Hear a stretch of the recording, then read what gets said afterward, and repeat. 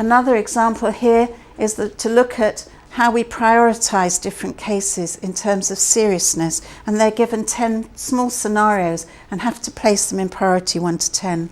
And it's a very impossible exercise because each one is a serious example of child abuse, and it's a very difficult exercise to do, but just the effort of doing it makes them think about, well, what criteria are they using when they're making decisions?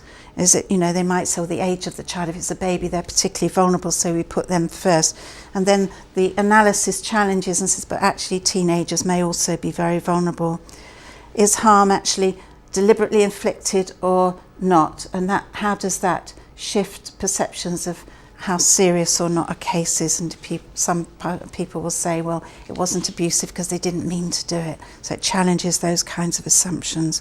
It uses research to inform decisions and helps them to think about and examine all sorts of options in relation to each particular case, and to think about decision making, what the consequences might be of certain types of decision making.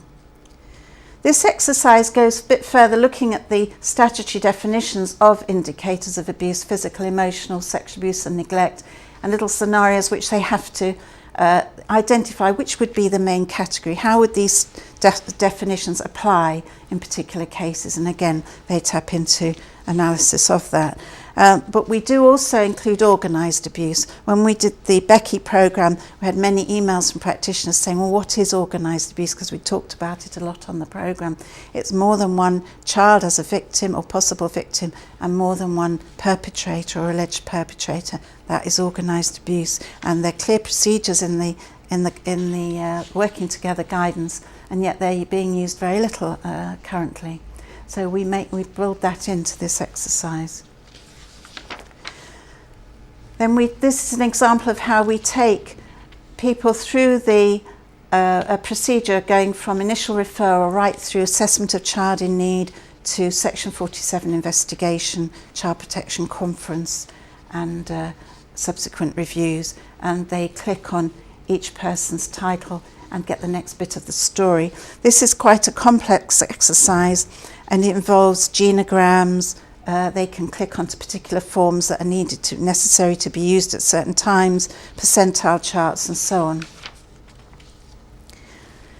This exercise is around professional dangerousness, and we outline numbers of types of dangerousness so that they are alert to the blocks that stand in the way of us protecting children, which time and time again are highlighted by inquiries. Once they've learnt about it, they test it on the 12 lost opportunities of the Victoria Climbié case, and they can test their knowledge as to which particular dangerous interventions affected that case at many specific points. We take them through actually how to communicate with a child. If a child chooses them to talk to about abuse, or just talks to them in a way that may or may not indicate abuse, how are they going to respond? And we take them through that through various exercises, testing children's statements and testing their responses, and then guiding them through what the required behaviour from them is, if they're going to fulfil their role appropriately and not interfere with a 47 investigation by police and social services, and not contaminate any future evidence for criminal proceedings or civil proceedings. It's also about them knowing the limits of their role and what to expect of other people's role. In Victoria Climbié case, Victoria said to Lisa Arthurworry, "I'm not lying, it's true, Lisa, it's true," and that related to an allegation around sexual abuse. Lisa Arthurworry didn't think she could speak to Victoria because she wasn't trained to interview a child. So, that was a very sad lost opportunity, because there was a child trying to tell about something that was happening and she wasn't heard at the time. So, it's about making sure that someone in Lisa's situation, or any person in that situation, knows exactly how they can respond and what they should do. In terms of support, which I mentioned earlier, we give an example of one of Nancy Davis's many stories, healing stories and therapeutic stories that she writes for children who've suffered abuse of various kinds.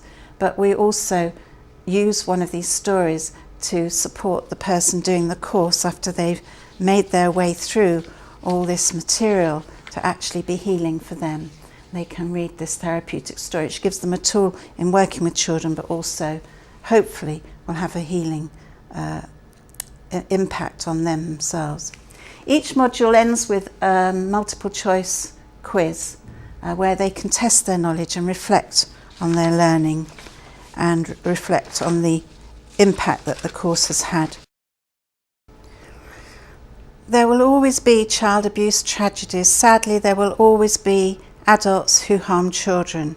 But we should be able to say in our organisations and our agencies with absolute confidence that every adult with a protective role has been empowered to protect children effectively, and through that has had an opportunity to be confident in their role through having access to very high quality child protection training. We hope that you'll agree with Kate and myself that these courses are a very important and significant development in protecting children from harm.